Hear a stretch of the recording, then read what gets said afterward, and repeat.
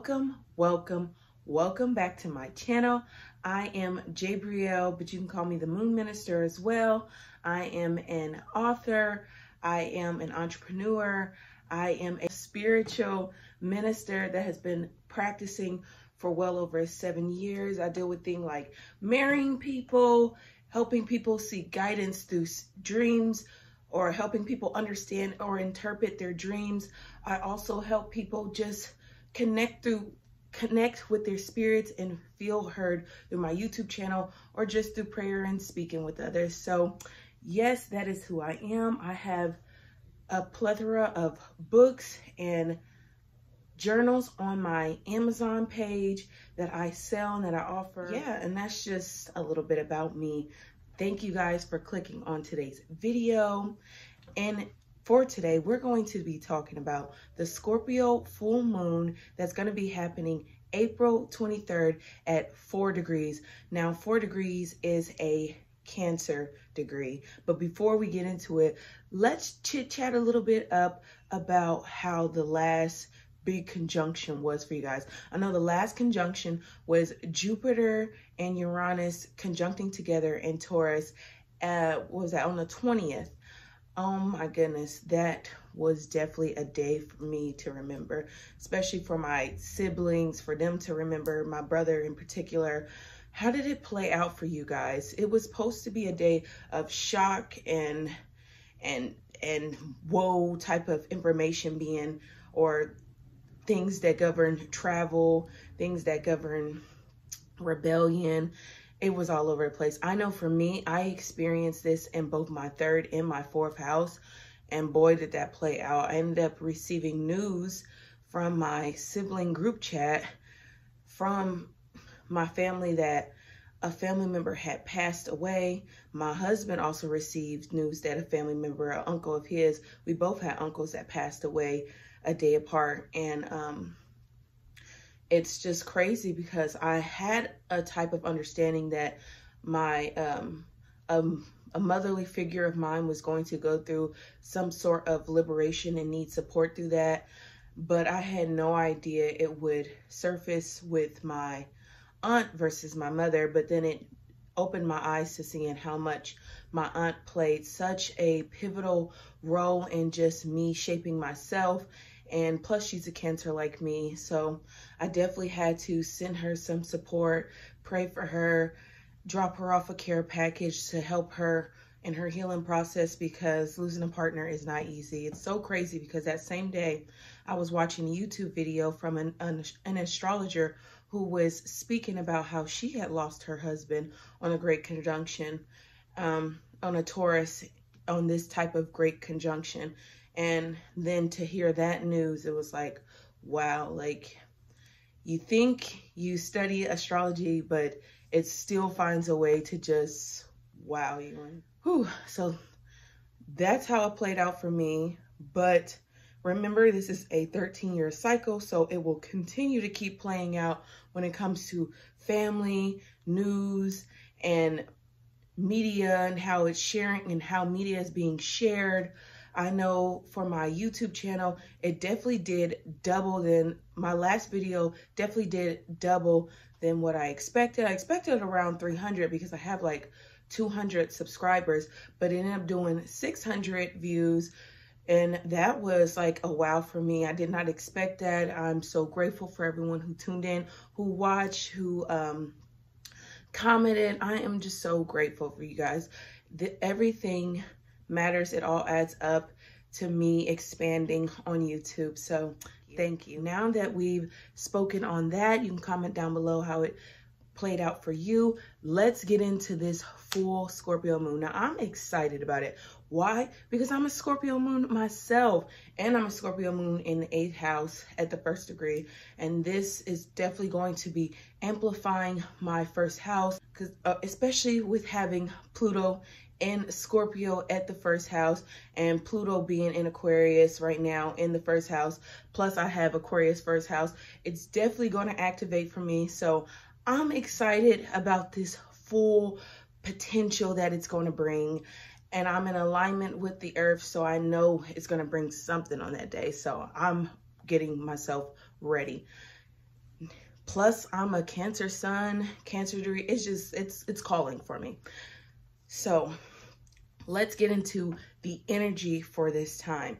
Now, this full moon in Scorpio at the 4th degree, which is a Cancer degree, on April the 23rd, is going to give us the energy of balance, because the sun will be in Taurus and the moon will be in Scorpio. They are each other's opposite signs.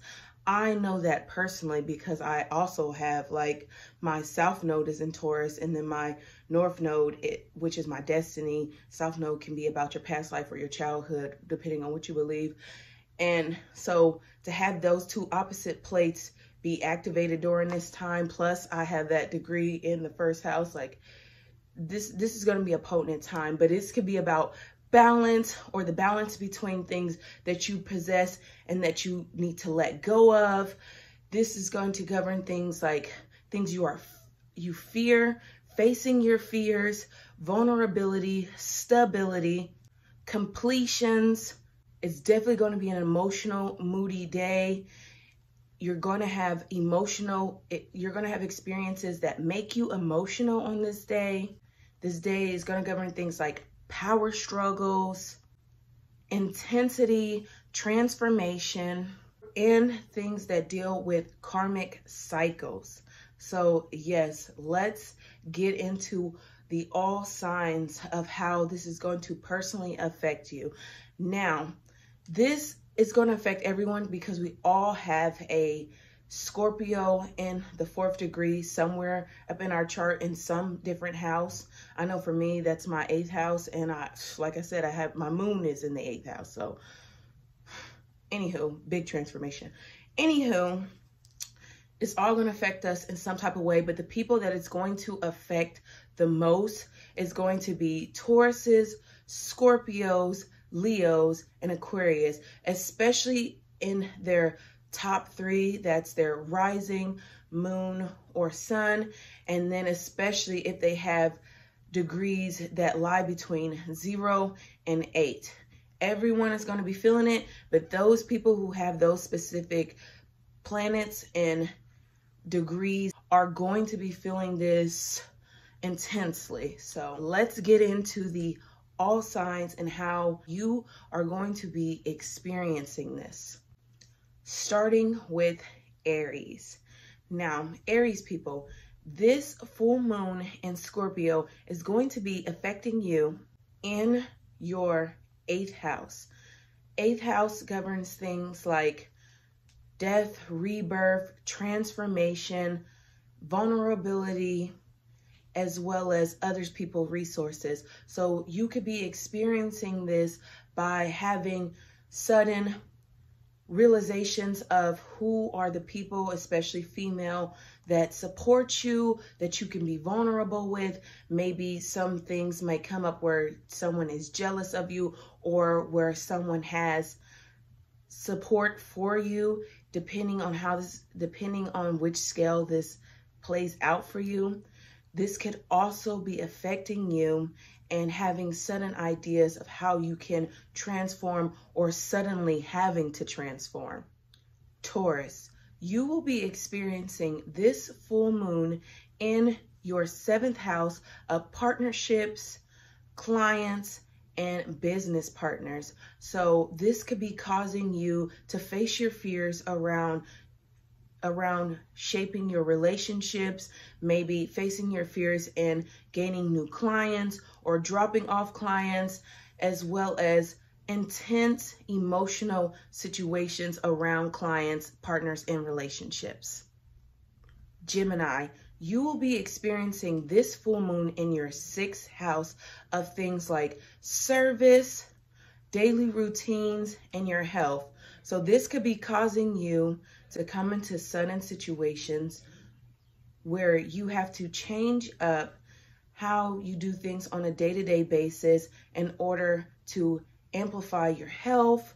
This could be transforming those type of things, or bringing an intense realization to how you do things day to day to help you out as well as you could be servicing someone and automatically you think of ways of how to service yourself in a better way or service those around you. Cancers, you will be experiencing this full moon in your 5th house of children, passion, and creativity. And this could be causing power struggles between you and your children, or passion projects that you have that you need to complete. Maybe you feel pressure to complete them. Maybe someone is putting pressure on you to complete them, or maybe you feel pressure because you have children and you haven't completed certain things. Or you could be experiencing this in a way to where you intensely feel like you need to complete something, or possibly your children coming into a sudden experience, or you having an experience with your children that just is emotional or intensifies your love or vulnerability with each other. Leo, you will be experiencing this full moon in your 4th house of family, foundation, and home, causing situations where you have to clear out karmic cycles or clearing out power struggles that you have in your family or in your home. Maybe an experience happens in your family and it shifts the way your foundation is or how people perceive you in the family, or it elevates your foundation. Virgos, you will be experiencing this full moon in your 3rd house of communication, news, media, siblings, and neighbors, and just overall people that you don't choose to be in your life. Like I said, like siblings, uncles, neighbors, you know, the people you meet up in the grocery store who just happen to be in your life, but you didn't choose them. They just happen to be there. Now, this could be causing sudden news or intense news around those type of people or coming from those type of people.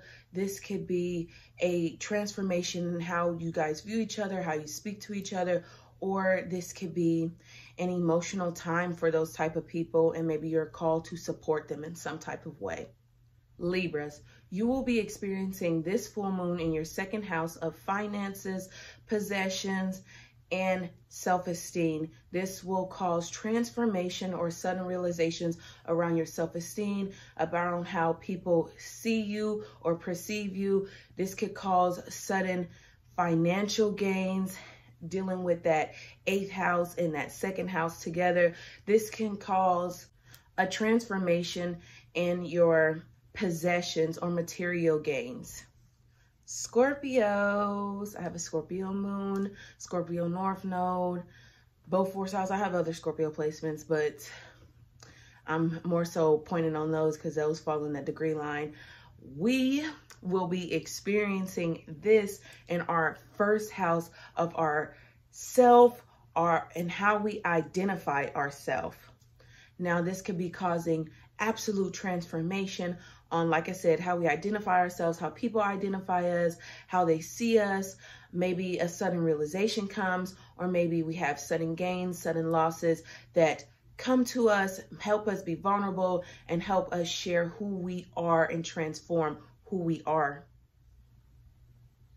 Sagittarius, you will be experiencing this in your 12th house of things that are hidden, the subconscious,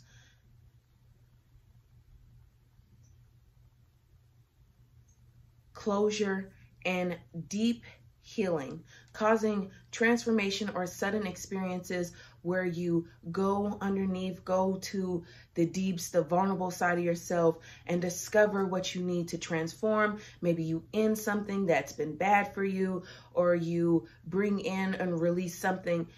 Maybe you end something that's bad for you so that you can bring in something that is going to be great for you in your life, or bring those transformative type of energy of how you connect with others and how you are vulnerable with others. Capricorns, you're going to be experiencing this full moon in your 11th house of networking, groups that you have in your community that's going to be transforming, like I said, how you are viewed in your community, how you are viewed in your groups that are in person as well as online, or it's going to transform your or you're going to have a transformation due to networking. So this could bring all those type of things. Aquarius, I'm an Aquarius rising, like you maybe.